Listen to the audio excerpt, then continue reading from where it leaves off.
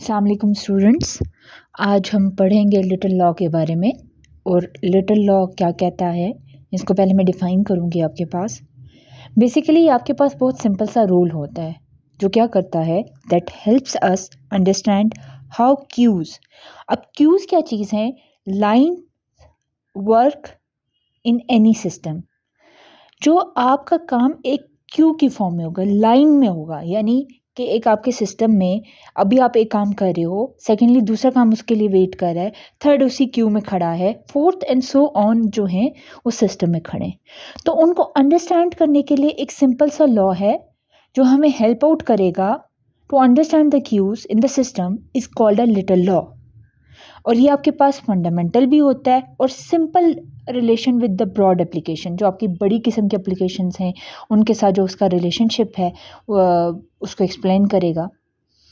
Secondly आपके पास क्या है कि इसको अगर मैं थोड़ा एनालॉजी के थ्रू आपको समझाऊं तो आई होप आपको अंडरस्टैंडेबिलिटी होगी कि लिटिल लॉ करता क्या है। आप देखें, अगर think of like a shop where customer arrive. आप अगर एक शॉप के बारे में सोचें और वहाँ पे कस्टमर्स आ रहे हैं और आप में से किसी ने बहुत सी ऐसी बड़ी मार्ट्स को या मार्केट्स को, डिपार्टमेंटल स्टोर्स को विज़िट किया हो, तो जहाँ पे बहुत ज़्यादा रश होती है तो वहाँ पे लोग क्या करते हैं कि जब चीज़ें वगैरह ख़रीद के काउंटर पे आते हैं पैसे देने के लिए, तो वहाँ पे डिफरेंट काउंटर्स होते हैं। तो वहाँ पे काउंटर्स में क्या होती है, लाइंस बनी हुई होती हैं जिसको हम कहते हैं क्यूज़ बनी हुई होती हैं।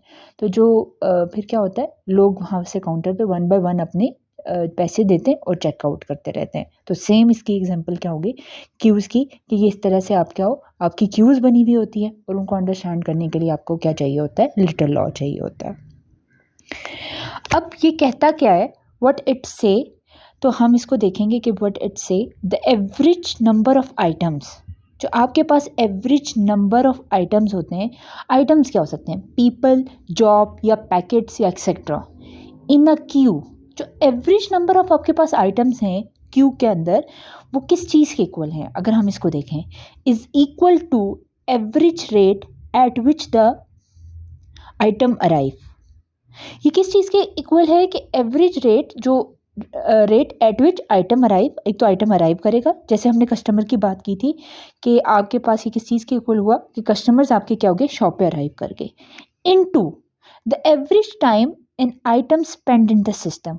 कि एवरेज टाइम जो है वो आइटम जो स्पेंड करेगा टाइम अपना सिस्टम के अंदर। तो इसको मैं थोड़ा सा फिर रिपीट कर देती हूँ, इसका फार्मूला भी मैं आपको बताऊंगी। ये कहता है कि जो आपके पास एवरेज नंबर ऑफ आइटम्स होते हैं, आइटम्स मैंने डिस्कस कर दिया क्या होते हैं क्यू के अंदर, वो किस चीज़ के इक्वल होते हैं, average rate at the item arrived into the average time in item spends in the system. जो एवरेज टाइम आइटम स्पेंड करेगा सिस्टम के अंदर। और फार्मूला क्या होता है? अब फार्मूला आपके पास इसके इक्वल होता है L equal to lambda into W. दोबारा मेरे बता रही हूँ आपको, फार्मूला बेसिकली आपके पास इक्वल है L is equal to lambda into W. अब L क्या चीज़ है?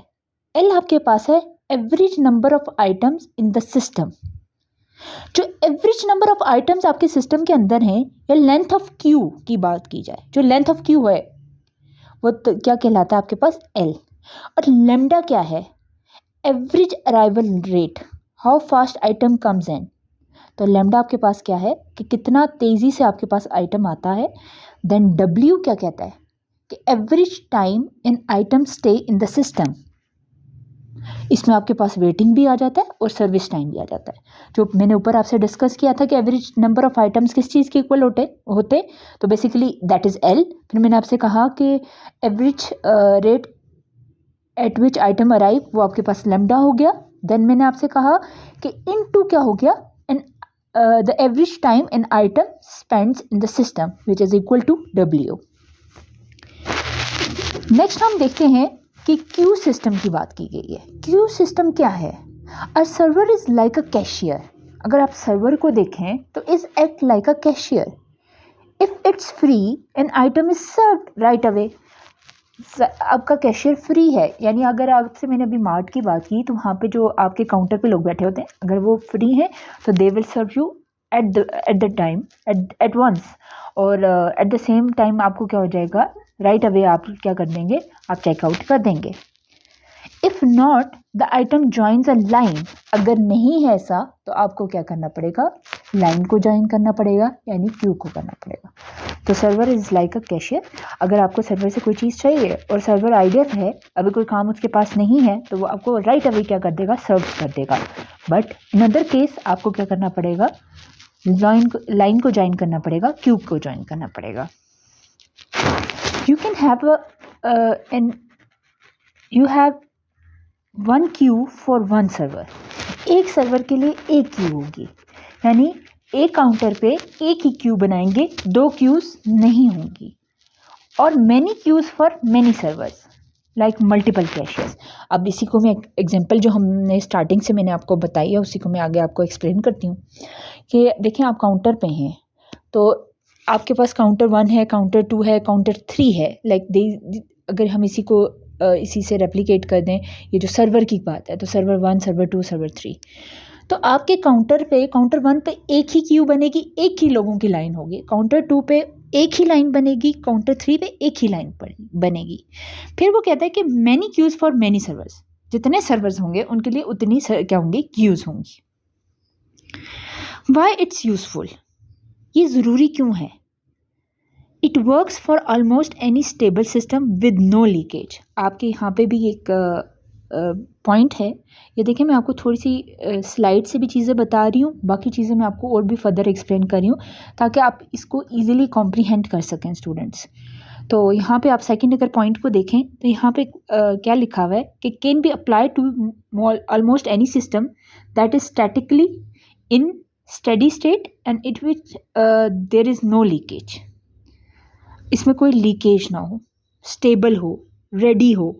तो इसके लिए क्या है कि वाई इट्स यूजफुल कि it works for almost any stable system with no leakage. ये जो लिटिल लॉ है ये उन तमाम सिस्टम के लिए अच्छा है, वर्कआउट कर सकता है जहाँ पे कोई लीकेज ना हो। लीकेज से मुराद क्या है स्टूडेंट? लीकेज से मुराद यहाँ पे ये है कि नथिंग गेट्स लॉस्ट, यहाँ पे कुछ भी आपका डाटा लॉस्ट वगैरह ना हो। उन इस तरह के सिस्टम्स के लिए that is very helpful in that scenario, that is called the little law, that is very helpful in that scenario. फिर ये कहता है कि it needs every few assumption so you can apply it many situation. आप क्या करते हो, इसको ना बहुत कम सी assumptions की ज़रूरत होती है, बहुत सी कम चीज़ों को अज्यूम कर देता है, उस पर ट्रेंड हो जाता है और फिर ये क्या करता है कि आप इसको मैनी सिचुएशंस पे अप्लाई कर देते हो। थोड़ी सी सिचुएशंस पे ये रेडी हो जाता है, जब इतना ये स्मार्टर है कि ये क्या करेगा, उन सिचुएशन उन अजम्पशंस को इतने अच्छे से ग्रैप्स कर देगा that can be applied to further situations. क्यों, ऐसा क्या है? अच्छा, कौन सी सिचुएशंस हो सकती हैं? अगर आपके डाटा ट्रैफिक है कंप्यूटर नेटवर्क में, मैन्युफैक्चरिंग में, यानी फ्यू एग्जाम्पशंस के साथ आप क्या कर सकते हैं, बहुत सी अदर सिचुएशंस को भी हैंडल कर सकते हैं। ऐसा क्यों है? Because it's simple in general, it helps you to predict performance and design better system. आप थोड़ी सी अजम्पशंस ले रहे हो, अजम्पशंस लेने के बाद आप इसको अप्लाई कर सकते हो क्योंकि that help you to predict the performance and design better system and it will definitely help you to design the better system.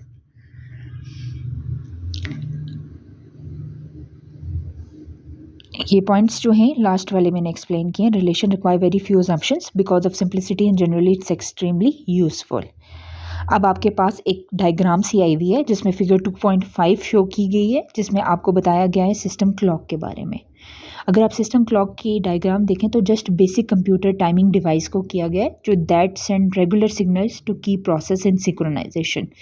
एक डिवाइस शो की गई है जो basically to keep the process in the synchronization. It is basically not unrelated to the little law, but it is another system component that can affect queuing number of arrivals. तो यहाँ पे थोड़ा सा queuing के system को, Q के concept को explain किया गया है कि इसमें देखा जा रहा है कि नंबर ऑफ अराइवल्स को। तो ये आपके पास बेसिकली एक सिस्टम क्लॉक की फिगर है। अब हम मूव ऑन करते हैं कैलकुलेटिंग द मीन। मीन आपने बहुत हम शुरू से मैथ्स में पढ़ते हुए आ रहे हैं, फिर भी मैं आपको बताऊंगी कि मीन क्या है। मीन बेसिकली आपके पास क्या होता है? मीन आपके पास होता है the mean is a single value, एक आपके पास कोई भी सिंगल वैल्यू है that represent a set of data points, कुछ डाटा पॉइंट्स है उसको रिप्रेजेंट कर रहा है, एक सिंगल वैल्यू है that represent a set of data points. It helps you to compare performance, और ये आपको हेल्प आउट करती है कि आप परफॉर्मेंस को क्या कर सकें, कंपेयर कर सकें, like execution time and time of computer system. जैसे आपके पास एग्जीक्यूशन पॉइंट्स है और उसके बाद क्या है, time of computer system. The use of benchmark to compare system involves calculating the mean value of a set of data points related to execution time, यानी जो मैंने आपको बताया कि मीन एक आपके पास सिंगल वैल्यू होती है, जैसे मीन आप कैलकुलेट करते हो। आगे हम इसके देखेंगे 3 कॉमन पॉइंट्स हैं, और जो आपके पास मीन होते हैं वो डिफरेंट टाइप के होते हैं, जैसे नॉर्मली अर्थमेटिक मीन है, ज्योमेट्रिक मीन है, हार्मोनिक मीन है। तो अगर हम अर्थमेटिक मीन को जस्ट एक एग्जांपल के तौर पे लें तो आपके पास उसका फार्मूला होता है कि sum of values divided by number of values, तो आपको एक मीन दे देता है। तो ये आपके पास बेसिकली एक सिंगल वैल्यू क्या शो कर रही है, डेटा पॉइंट्स को शो कर रही है, और it's helps you to compare performance, compare करने के लिए, परफॉर्मेंस को कंपेयर करने के लिए इस्तेमाल होता है। कैसे? फॉर एग्जांपल आपके execution time of a computer system, computer का एग्जीक्यूशन टाइम जो है वो आप उसको क्या कर सकते हो, कंपेयर कर सकते हो। ओके अब आप देखें यहाँ पे लिखा है the 3 common formulas used for calculating a mean are. आपके पास 3 टाइप्स होती है मीन की, one is arithmetic, other one is geometric and third one is harmonic. अब आपके पास अर्थमेटिक मीन क्या कहता है, the normal average usually use, जो नॉर्मली एवरेज हम लेते हैं, आप नॉर्मली यूज़ कर रहे होते हैं, वो आपके पास अर्थमेटिक मीन होता है। ज्योमेट्रिक मीन क्या होता है, ज्योमेट्रिक मीन आपके पास used for growth rates and ratio, जो रेशो और जो आपके पास आ जाते हैं रेट्स, ग्रोथ रेट्स, उसके लिए हम ज्योमेट्रिक मीन यूज़ करते हैं। लास्ट बट नॉट लीस्ट आपके पास हार्मोनिक है, गुड फॉर रेट्स और स्पीड, आपके नंबर ऑफ डेटा किस स्पीड से आ रहा है, उसके रेट्स वगैरह क्या होंगे, तो उसके थ्रू अगर हमने कैलकुलेट करना है तो we will go for a harmonic mean. इसमें थोड़ा सा फर्दर मैं आपको अर्थमेटिक मीन थोड़ा सा समझा दूं। अर्थमेटिक मीन को हम थोड़ा सा देख लेते हैं, अर्थमेटिक मीन करता क्या है। अर्थमेटिक मीन बेसिकली जो फार्मूला मैंने आपसे डिस्कस किया था, sum of values divided by number of values, मैं आपको एग्जांपल भी दूंगी, आपको समझ आ जाएगी कि क्या बात कर रही हैं। जस्ट आपको ये पता होना चाहिए, सम ऑफ वैल्यूज़, जो आपके पास टोटल सम ऑफ वैल्यूज़ होती हैं उनको सम कर देते हैं, और कितनी वैल्यूज़ आपके पास थी उसे डिवाइड कर देते हैं। व्हेन टू यूज़ इट, आपने अर्थमेटिक मीन कब यूज़ करना है। पहली चीज़ जो है आपके पास इसकी बेसिकली फार्मूला बताया हुआ, द AM जो है बेसिकली जब भी आपके सामने आए तो समझ जाना कि आप लोग अर्थमेटिक मीन की बात करें, is a good candidate for comparing the execution time performance of a several system as we discuss earlier कि इन दैट सिनेरियो जब आपने परफॉर्मेंस को देखना हो, जैसे execution time of computer system, that is important. Okay, when you want to, अब आप इसको यूज़ कब करते हैं, इस पॉइंट को देख लेते हैं। When you want the total of measurements to make sense, हम टोटल मेजरमेंट्स को क्या करना चाहते हैं, आपको चाहिए हूँ total of measurements to make sense like average execution time of system, तो आपके पास क्या है, हम इसको यूज़ कर सकते हैं। हम एवरेज टाइम ऑफ सिस्टम को अगर कैलकुलेट करना चाहें, मेजर करना चाहें, you have a best option कि आप क्या कर लें, उसका अर्थमेटिक मीन कर लें। वाई इट इज़ यूजफुल, ये यूजफुल क्यों है, it gives a fair average that isn't skewed by extreme outliners unless the data has very weird values. ये बात क्या कर रहा है स्टूडेंट, कि आपके पास क्या है कि in which scenario that is important. Arithmetic mean आपके पास क्या है, एवरेज देता है, that is clear to everybody, I hope so. तो क्या है वो average that is not skewed by extreme outliers unless the data has very weird values. सबसे पहले मैं आपको बता दूं, ये जो स्क्यूड है ये क्या वर्ड होता है, पुल्ड और टाइटल टूवर्ड्स वन साइड। यानी अगर आप सीसॉ की एक एग्जांपल देखें तो अगर जहाँ पे वेट आपका क्या होता है, सीसॉ में क्या होता है, नॉर्मली अगर वो आइडल भी है, कोई इस पर बैठा नहीं है, तो क्या होता है, वो एक साइड पे गिरा हुआ होता है, एक साइड उसकी नीचे होती है, तो वो क्या हुआ होता है, एक साइड पे उसकी तरफ अट्रैक्ट हुआ होता है, तो वो क्या कर जाता है, स्क्यूड हुआ होता है। तो सिमिलरली आपके पास क्या है, ये उन वैल्यूज़ के लिए अच्छा है, उन एवरेजेस के लिए अच्छा है जो एक किसी कोई बहुत बड़ी वैल्यू ना हो तो उसकी तरफ स्क्यूड हुआ हो, यानी उसी की तरफ सारा इस तरह की एवरेज दे रहा हो जो उससे रिलेटेड हो। अनटिल एंड आउटलायर्स क्या होते हैं, यानी कि बहुत बड़ी वैल्यूज़ का आ जाना। तो इंस्टेड आपके पास ये क्या हो कि एक्सट्रीम वैल्यूज़ की तरफ स्क्यूड हो, तो ये क्या करता है, आपको एक अच्छा वे है कि आप इसका एवरेज कैलकुलेट कर दें। हाँ, एक सिनेरियो आपके पास ये आ सकता है, unless the data has very weird values, अगर डाटा के पास कोई वेयर्ड वैल्यूज़ ना हो। जो आपके पास एक्सट्रीम वैल्यूज़ होती हैं, बहुत बड़ी वैल्यूज़ होती हैं, उनको आउटलायर्स कहते हैं, और usually pulling average towards them. जब बहुत बड़ी वैल्यू आपके पास आ जाती है तो वो आपके जो एवरेज को है वो अपनी तरफ खींच लेती है। जैसे अगर सीसॉ में एक बंदा बहुत हैवी है तो वो नीचे की तरफ चला जाएगा, तो आपका सीसॉ उसकी तरफ स्क्यूड है, पुल्ड है। तो इसी तरह क्या है, अगर आउटलायर्स ना हो तो आपका एवरेज उसकी तरफ स्क्यूड नहीं होता। अब आपके पास यहाँ पे एक एग्जांपल भी दी हुई है। एग्जांपल अगर आप देखें तो ब्लू से कलर में आपको यहाँ पे है, for example suppose we interested in using system a large scale simulation studies. तो ये क्या कहता है कि imagine you run a simulation many times with different inputs. आपने सिमुलेशन को रन करना है विद डिफरेंट इनपुट्स के साथ। You record each run time.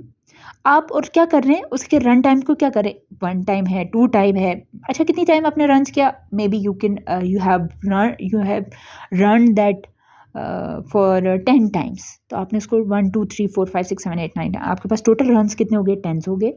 और add all the times together then divide by the number of runs. आपने क्या कर दिया, फॉर एग्जाम्पल आपने क्या किया, उसको मैंने कहा कि वो 10 टाइम्स रन किया है। अब 1 + 2 + 3 + 4 5 + 6 अप टू 10 तक हम इसको ऐड कर देंगे। ऐड करने के बाद ये आपके पास नंबर ऑफ सम आ गया, और डिवाइडेड बाय कितनी दफ़ा वो चला, 10 दफ़ा चला। तो उसको इस तरह से करेंगे तो आपके पास क्या आ जाएगा, मीन आ जाएगा। अब एक एग्जाम्पल भी ले लेते हैं। एग्जाम्पल क्या है स्टूडेंट, कि आपके पास एक सिस्टम है, वो इट रन्स फॉर 5 टाइम्स। वो क्या किया, 5 टाइम्स उसको हमने रन कराया, और उसके पास क्या था, 5 टाइम्स किस तरह से, पहली दफ़ा जब वो चला 2 सेकंड्स के लिए, सेकंड टाइम चला 4 सेकंड के लिए, थर्ड टाइम चला 6 सेकंड्स के लिए, फोर्थ टाइम चला 3 सेकंड्स के लिए, और लास्ट टाइम जब चला तो 5 सेकंड्स के लिए। अब हमने क्या करना है, इसका अर्थमेटिक मीन फाइंड करना है। तो हम क्या करेंगे, 2 + 4 + 6 + 5 विच इज़ इक्वल टू 20, और कितनी दफ़ा चला है, 5 टाइम्स चला है। तो जब इसको 20/5 करेंगे तो आपको 4 आंसर आ जाएगा, और 4 आंसर जो आपके पास होगा दैट इज़ बेसिकली आपके पास क्या आ जाता है, आपका मीन आ जाता है। अब आप देखें, आपके पास एक ये वाला जो फिगर है, फिगर 2.3, इसमें आपके पास कंपैरिजन किया हुआ है arithmetic, geometric means for normalized result. अच्छा क्लास, नॉर्मलाइज रिजल्ट से पहले मैं आपको बता दूं, ये जो नॉर्मलाइज्ड वर्ड होता है, ये इसका मतलब क्या होता है। Means adjusting value to one scale. हम एक वैल्यू को सेलेक्ट कर देते हैं और उसके अकॉर्डिंग हम उसको क्या करते हैं, टेस्ट करते हैं। या फिर अगर मैं इसको बहुत ईजी वे में अगर आपको समझाऊं, तो इसका ये मतलब है कि रेफरेंस पॉइंट रख लें। आपने ये रेफरेंस पॉइंट रख लिया, ये स्केल रख लिया कि हाँ ये हमने पॉइंट रख लिया है। अब इसके अकॉर्डिंगली हम क्या करेंगे, अपने तमाम रिजल्ट्स को चेक करेंगे। जैसे हमारे पास क्या हो गया, हमने 3 टाइम्स रन किया, और हर एक टाइम का हमने पॉइंट रख लिया कि एक 2 दफ़ा चला, एक 4 दफ़ा, एक थर्ड, उसने इतना टाइम लिया। तो हम थर्ड को ले लेते हैं एक रेफरेंस पॉइंट और उसे कंपेयर करते हैं। अच्छा, अब हमने पहले वाले को कंपेयर किया थर्ड से 2 से, तो 2 ज़्यादा कम टाइम लिया। थर्ड से अगर लास्ट वाले को किया तो वो 6 था, तो हमने ये कहा कि ये उससे ज़्यादा चला, यानी हमने एक बीच में एक रेफरेंस पॉइंट ले लिया। तो वो नॉर्मलाइज होता है वर्ड। अब the table show how we compare the performance of 3 computers. आपके पास 3 कंप्यूटर्स हैं, that is computer A time, computer B time, computer C time, with you have a 2 programs with that. You have a program 1, then we have a program 2. Time is normalized made relative to one computer. एक computer के time से हमने relative रख लिया, that is 1.0. 1.0 हमने एक time को ले लिया, that is relative to A से relative रख लिया। तो उसके अकॉर्डिंगली हम क्या करते हैं, उसको देखेंगे कि ये कैसे वर्क करेगा। We take computer A's time as the base, which is 0.1 हमने टाइम ले लिया। एक हमने बेस यहाँ पे टाइम रख लिया, हमने रख लिया कि 0.1 ले लेते हैं। तो अब उसको हम क्या करेंगे, कंपेयर करेंगे। दैट इज़ बेसिकली 1.0 1.0 हमने बेस टाइम ले लिया, उससे हम इसको क्या करें, कंपेयर करेंगे। For program 1 computer B is 0.5, आपके पास क्या है, 0.5 है, सही। हम इसको कंपेयर कर रहे हैं इसके साथ। अब computer C is basically computer C आपके पास क्या आ रहा है, 0.75 आ रहा है, या 0.38 कर दें।